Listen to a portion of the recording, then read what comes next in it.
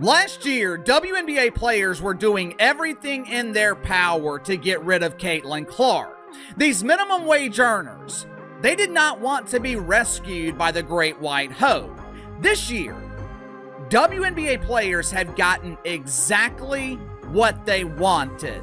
Caitlin Clark has essentially missed the entire season, and the WNBA has suffered the consequences.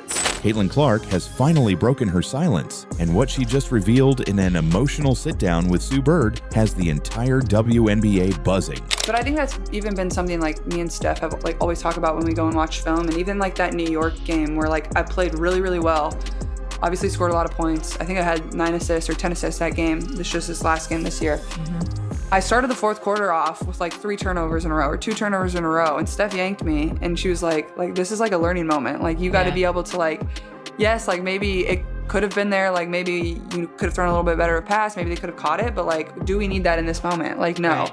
And then she subbed me back in, and there was a play where I kind of got a steal, and we're going in transition, and Kelsey Mitchell just takes off down the middle of the floor, and so there's 2 people kind of by her, and I literally go to grab the ball, and then I just dribble out, and I literally just start smiling so big, and I look at Steph, and I told her after the game, that better be on film. Yeah, I'm you don't understand how hard it was for me to not throw that. This isn't just an injury update. This is a raw, unfiltered look at what she's been battling behind the scenes. From painful setbacks to calling out the league itself, Clark's story isn't just about recovery. It's about power, pressure, and the fight to protect the game's brightest star. Caitlin Clark's rookie season was supposed to be her launchpad into superstardom. Instead, it became a stop-and-go grind that tested her physically, mentally, and emotionally.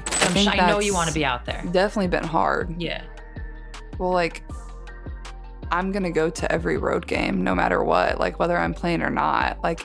It's hard because obviously I do feel this responsibility of being out there and playing, and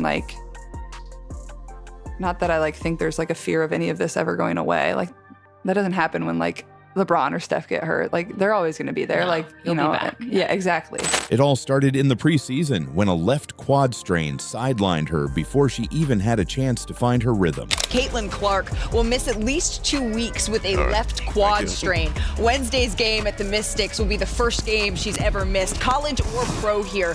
That injury kept her out from May 28th to June 10th. 5 games gone before her WNBA career had even fully begun. She fought her way back, playing well and feeling confident until the next setback hit. A left groin injury benched her for 4 more regular season games. Well, unfortunately, Caitlin Clark will miss her 2nd straight game due to a left groin injury. Clark missed last night's game against the Los Angeles Sparks in Cambridge Fieldhouse for the same issue. There's no official word on the severity of the injury, but the team said that they would be taking it day to day. This will be the 7th game Clark has been sidelined for this season. Plus the Commissioner's Cup Final from June 26th to July 5th. And just when she thought the worst was over, disaster struck again. This time, a right groin injury on July 15th. New this morning, ESPN is reporting that Caitlin Clark has injured her groin for the 2nd time this season. Clark left last night's game in the final minute, holding back tears after grabbing at her leg. She just returned back to WNBA action after missing 9 games for 2 other leg injuries. Despite the apparent injury, Clark racked up 14 points and made 4 of 14 shots. That was the breaking point. The patience, the optimism, the belief that she could power through, all of it was put to the test. Clark described the mental toll as unlike anything she'd experienced before. In college, she had never missed a single game due to injury, but now she was tossed into game 30 without the benefit of a training camp, forced to trust a body that kept betraying her. You do want to play. You want to give people something to cheer about or scream about, or, people spend so much time and money and resources to come and watch you play, and it's been cool to see people continue to show up, and for my teammates, whether they're fans of the Fever or just fans of myself, they're continuing to show up and support, and each comeback carried the same fear. Would it happen again? It wasn't just the physical pain. Clark knew exactly what her absence meant for the WNBA. When she played, the Indiana Fever went 8-5. Without her, they were a flat 9-9. Attendance dipped, TV ratings dropped. A May 17th game against the Chicago Sky pulled in a massive 2.5 million viewers on ABC. Games without Clark? They barely scraped 1.5 million. Sue Bird didn't shy away from the question. How do you manage the patience to recover when you know the league's numbers take a hit without you? Okay, so viewership and ticket sales are like up across the WNBA, and then and they're also, when you don't play, there's a dip, like a substantial dip. So how does it impact your patience? You know what I mean? Like, you're coming back from this injury and you know this, everybody knows this, that when you play that changes. Yeah. I guess the better question is, how are you managing it so it doesn't impact your patience? Clark's answer was revealing. She shared the text her mom sent after her last injury. You've taken so much time for everybody else. You need to take time for yourself now.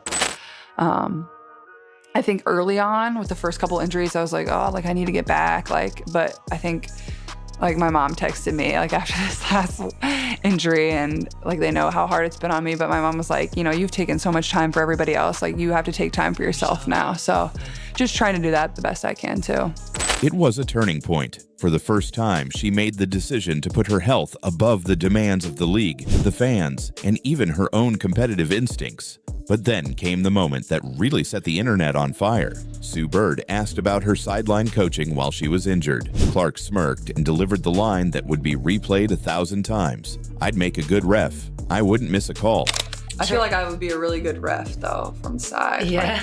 I wouldn't miss a call. Backseat ref. It was subtle, sharp, and absolutely devastating to the league's officiating reputation.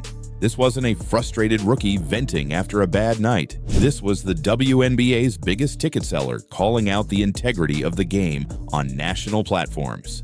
Sure, there's still hard moments, but I don't really care what people say. At the end of the day, I'm in a position where there's going to be criticism, and there's gonna be people that love me. That's what happens when you're playing sport at the highest level. That's how it goes for everybody, whether you're a football player, basketball player, baseball player. The response was immediate. Players from around the league messaged her with support. One veteran said, "You just said out loud what we've been screaming in locker rooms for years." Hashtags like Clark was right and Fix the Whistle started trending. Fans began tagging her name every time a questionable call happened in other games. Inside the league office, executives were split. Some wanted to pull her aside and tell her to keep opinions in-house. Others warned that silencing her would only backfire. There was another layer to all this, one that made her comments hit even harder. Opponents weren't just playing tough defense against Caitlin Clark. They were targeting her with relentless full-court pressure, trapping her on every possession and using physical contact well beyond what's considered normal.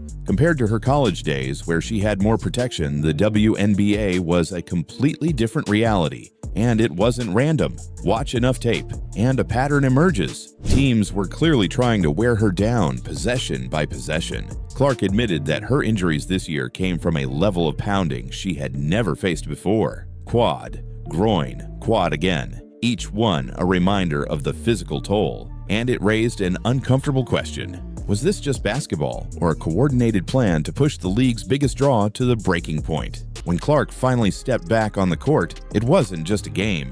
It was a showdown. The arena buzzed with anticipation. Every whistle, or lack of one, sent ripples through the crowd. Then it happened. Early in the game, she drove hard to the basket, took clear contact, and no foul was called. The fans erupted in boos. Cameras zoomed in on Clark's face, capturing the same smirk from her Sue Bird interview.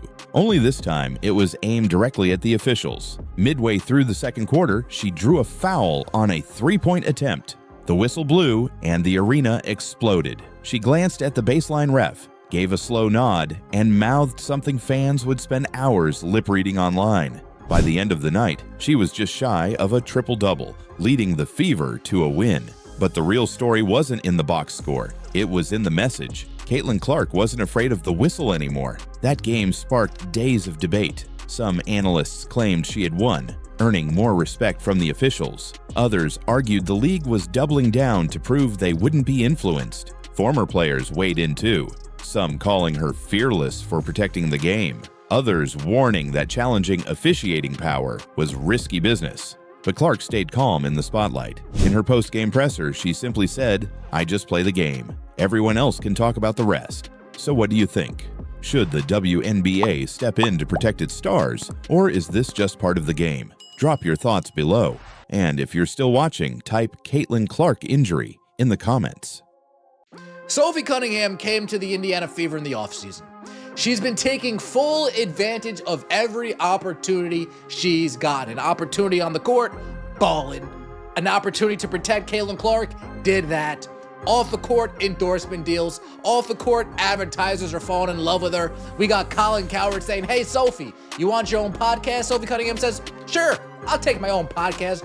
And what has Sophie Cunningham been doing? Sophie Cunningham isn't just playing basketball. She's owning the WNBA spotlight, both on and off the court. And her rise to the top has been nothing short of explosive. Now everybody knows who Sophie Cunningham is. Everybody wants a piece of Sophie Cunningham. Her jersey is the #1 selling jersey in the WNBA. Sold out. Now, why is that significant? I'll tell you. Because her jersey surpassed the all-time woman, Caitlin Clark. The most popular woman ever in the WNBA, Caitlin Clark, got her jersey surpassed by Sophie Cunningham. From gritty role player to the hottest star in the league, Sophie's transformation is turning heads everywhere. And it all started with a few bold moves that nobody saw coming. There's a lot happening here. Sophie needed to get that off of her chest. The referees are treating her like a princess. She might as well be wearing a tiara. It's never really a winning mentality. She's made it clear she's not afraid to get a fine. The one thing that it seems that WNBA players can agree on is the officiating sucks in the WNBA. She knows how to play the game, and her game is translating just nicely to the professional ranks. But here's the real shocker. It's not about the stat sheet. It's about dominance, presence, and a cultural takeover that's making Sophie Cunningham unforgettable. If you're still watching already, drop Sophie rules in the comments so we know you're riding with us. So how does a player averaging just a handful of points a night become one of the most talked about names in the league? The answer is part transformation, part attitude, and part marketing genius.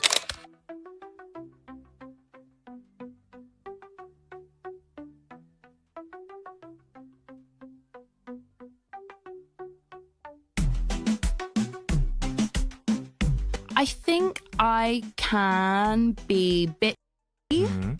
I don't know that I'm Right? That is a big distinction. And to understand Sophie's takeover, you have to start with where she came from, because her glow-up has been nothing short of wild.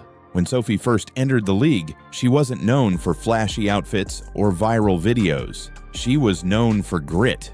She'd scrap for rebounds, hit the deck for loose balls, and bring that edge every coach loves. But lately, she's been turning heads for a whole new reason. The muscles are leaner, the footwork sharper, and her style louder than ever.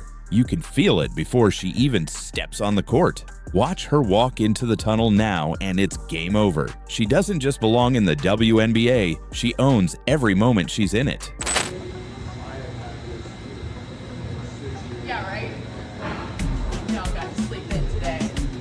Her body transformation isn't an accident. She's worked on her strength, refined her movement, and built a frame that's both fierce and feminine. It's become impossible to talk about Indiana Fever basketball without mentioning how Sophie looks and moves when she enters the arena. But make no mistake, this isn't vanity. This is presence. Players can put up points, but Sophie's doing something more powerful. She's becoming unforgettable. And then came the moment. June, United Center. Sophie walks in wearing a tight white tee that says, "Hot girls eat Arby's," a short black miniskirt, and knee-high boots. The cameras flashed, social feeds lit up, and within 24 hours, that shirt sold out on Arby's website. Small and large sizes, gone first. Anyway, she is now on the Arby's payroll, is what is happening. And maybe Arby's is going to snap back to relevance now. Here she is in the new shirt that we saw her in this weekend. Hot girls eat Arby's. And apparently sizes small and large have already sold out on the Arby's web. This is a big day for Arby's. This wasn't a random fashion choice. It was a brand deal, sparked by a viral TikTok she'd made reviewing their food. So we're gonna food review Arby's. Okay, we have curly fries. Didn't fill it to the top, but that's okay. A couple sliders. Oh my God, how much did I order? Honestly, not looking so bad. Okay, this is it. A little.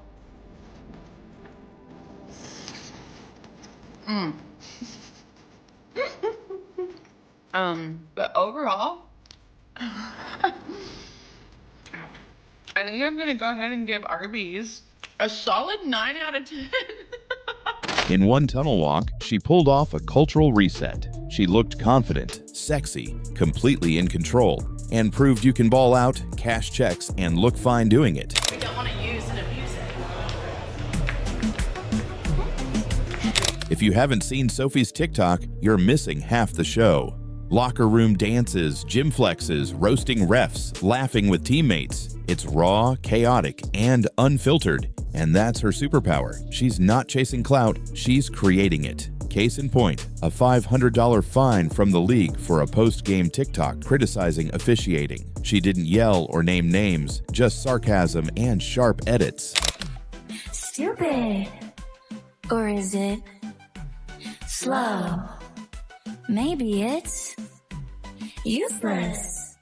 The internet exploded. 1.3 million views in days. Fans flooded the comments praising her for saying what others wouldn't. Instead of hurting her, that fine made her more relatable, more respected, and way more followed. Why? Because Sophie Cunningham stood up for Caitlin Clark. She did all of these Instagrams. She did all of this stuff. And next thing you know, it all didn't matter.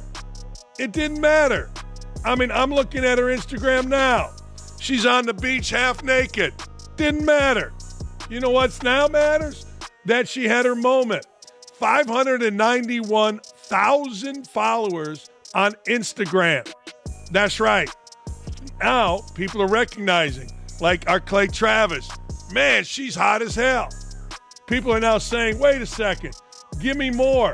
Here, she takes her clothes off again. She did all that and got a lot of views. I mean, she was very popular.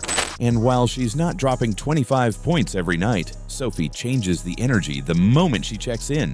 The pace picks up, the defense tightens, the communication gets sharper. She's calling out mismatches, hyping rookies, challenging vets, and making sure no one on her team plays soft.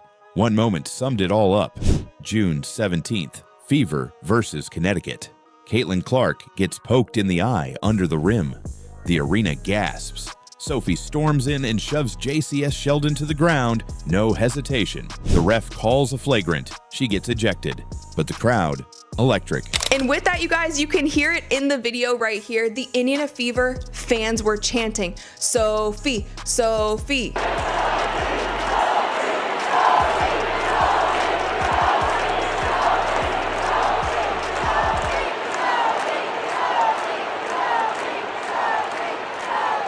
Sophie's jersey is going to sell out tonight. The team, united. That shove wasn't about anger, it was about culture, sending a message that you don't mess with Indiana, and you definitely don't mess with Sophie's teammates. Her impact has gotten so big that Jeannie Buss, co-owner of Women of Wrestling, publicly invited her to join. But the owners of WOW, Women of Wrestling, have offered Sophie Cunningham a position. After this just came out over the last couple of days, but it stems back from the incident we were talking about with the Connecticut Sun. Indiana Fever forward Sophie Cunningham drew notoriety when she defended her superstar teammate Caitlin Clark with a flagrant foul and subsequent skirmish against the Connecticut Sun in June. This prompted Women of Wrestling founder and co-owner David McLean, speaking at the panel at the San Diego Comic-Con on Friday, to posit that Cunningham would be a fit for wrestling. He comes after Cunningham issued a savage response to a WNBA fan on a TikTok video. Think about that. A WNBA player so magnetic that wrestling wants her star power. This isn't just a hot streak. This is a redefinition of what it means to be a marketable athlete in 2025. Strong, stylish, savage. From Arby's deals to viral shoves, Sophie's building a lane no one else is in. And she's not waiting for permission. The WNBA is searching for its next generation of stars. And while some are hoping to be chosen, Sophie Cunningham is choosing herself. She's not asking for the spotlight, she's wearing it. And whether she's cashing a brand deal, pulling off a tunnel fit that breaks the internet, or defending her teammates in the heat of battle, one thing is certain. We're not just watching a player anymore, we're watching a takeover. So, what do you think? Is Sophie Cunningham the new face of the WNBA? If you're still watching, drop Sophie rules in the comments so we know you're part of the movement. And if you enjoyed this, hit like, subscribe, and keep your notifications on because Sophie's just getting started and you don't want to miss what's next. So lads, today's game against the Wings was a bad one. A bad loss. Pissed at Stephanie White. I'm pissed at the referees. It was just a bad loss. It was a bad loss. However, today we're going to be talking about two of the really weird calls the referees made at the end of the game. Aaliyah Boston walked off the court fuming, and for good reason.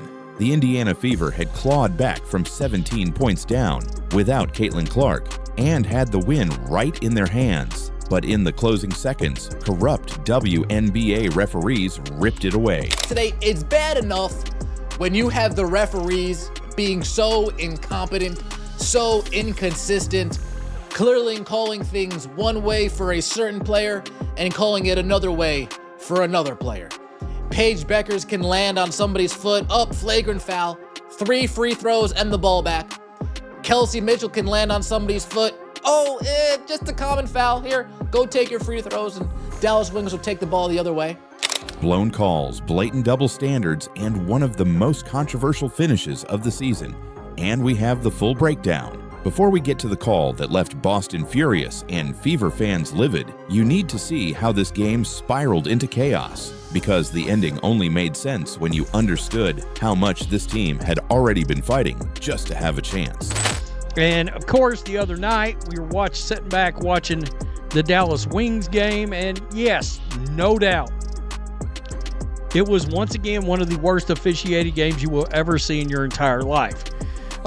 Should the Fever have lost to the Wings under any circumstance? No, not at home. And should the Fever ever in life had a 19-0 run put on them at home? Never in life. But that does not take away from the fact that I believe we have finally found a player in the league that's got a more special whistle than Asia Wilson. Indiana entered this matchup with Dallas without a single one of their top 3 point guards. Caitlin Clark, out since July with a groin injury. Sydney Coulson, torn ACL.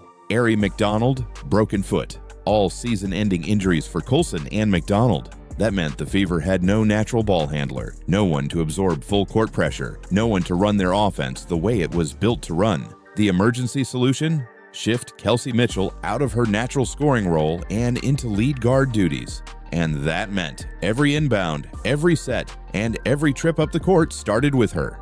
The result? 17 turnovers, converted into 27 Dallas points.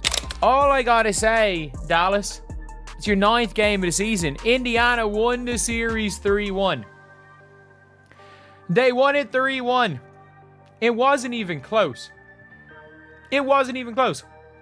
All you had to do was, go 2-2 against a Fever team without Caitlin Clark. And you lost 3-1. You lost 3-1 to a Caitlin Clarkless Fever team. And it took them losing all of their point guards for you to win. It took the Fever losing every one of their point guards for you to win. Like, that's what it took. That's over a quarter of their offense gifted to the Wings before the Fever could even get set. But somehow, Indiana fought back. In the fourth quarter, the Fever exploded, outscoring Dallas 25-4. Kelsey Mitchell led the charge with 24 points, hitting 4 of 7 from deep. Doesn't get the whistle. Indiana with numbers the other way. Mitchell in the corner.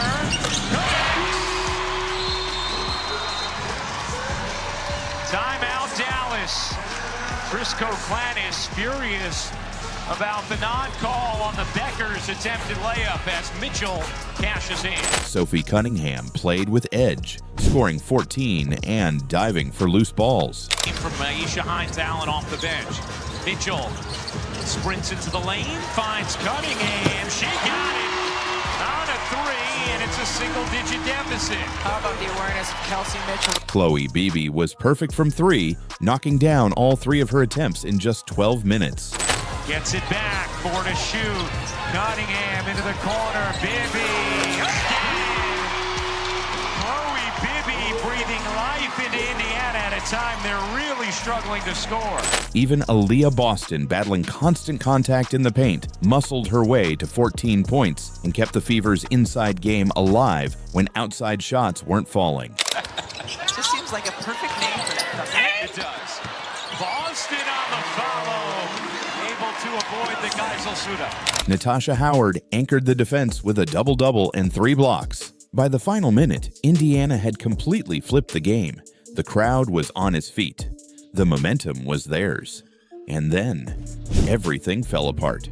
With just 11.7 seconds left, Indiana trailed by 1. They secured a defensive rebound, and instead of calling their final timeout, they pushed the ball up the court. Mitchell, hounded by Dallas defenders, ended up taking a tightly contested jumper in transition.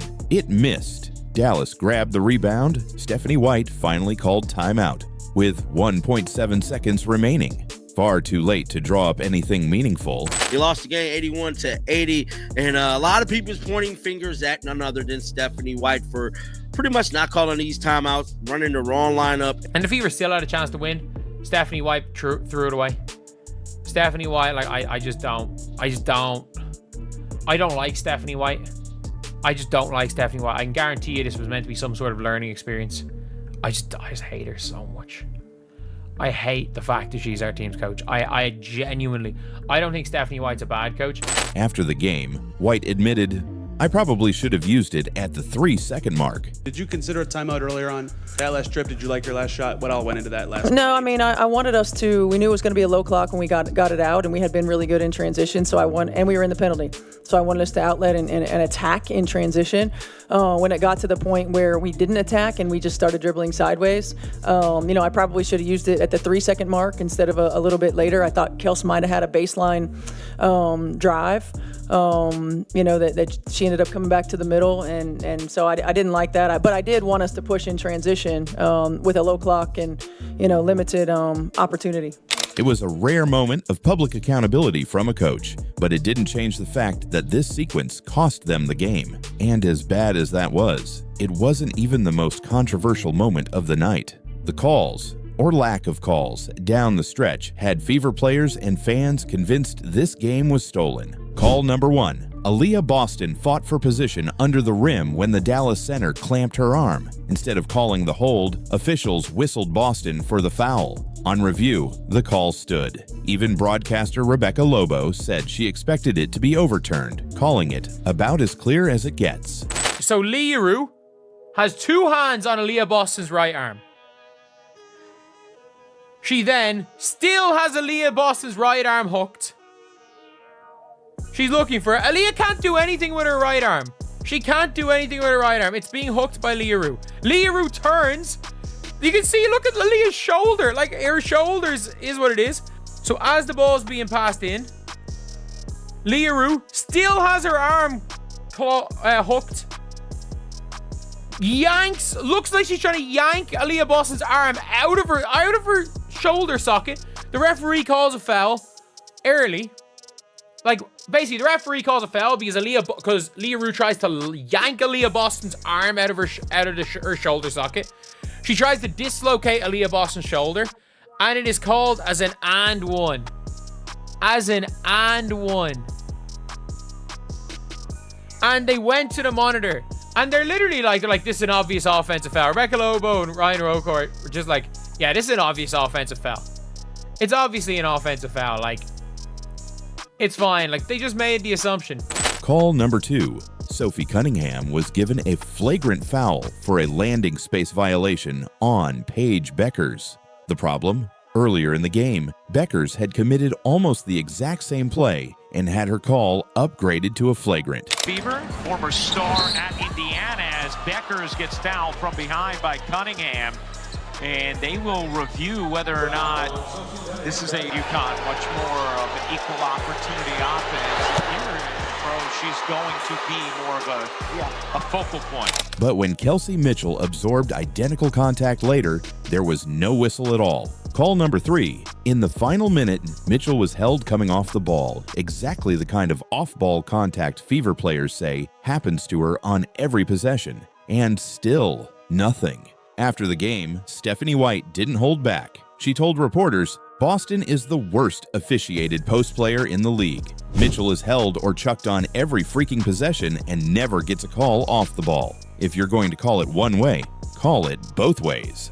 Yeah, I mean, I think it was a physical game. You know, I think there's a double standard in how people get their calls. I think Kelsey Mitchell, number 1, is held or chucked on every freaking possession and never gets a call off the ball.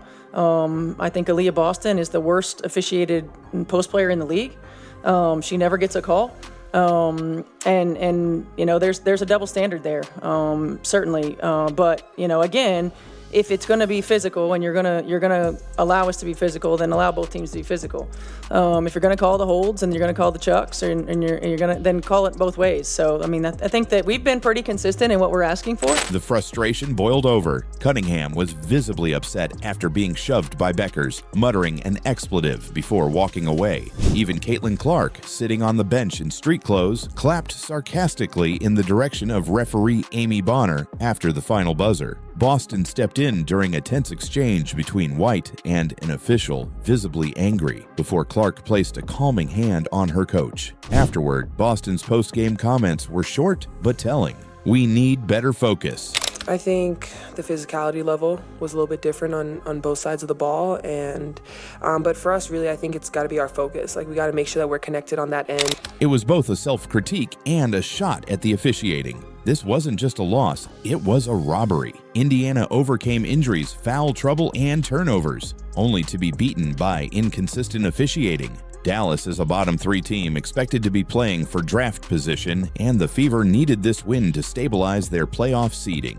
Instead, they slid to 6th place with only a handful of games left. One stolen game could be the difference between hosting a playoff series or hitting the road early. The league may or may not address the double standard in officiating, but one thing is clear. Boston's fury wasn't just about one game, it was about a pattern, and the Fever won't forget this. So what's your take? Should the WNBA review these officials? And did the Fever do enough to win despite the calls? If you're still watching, drop Rigged WNBA in the comments so I know you stayed with us to the end.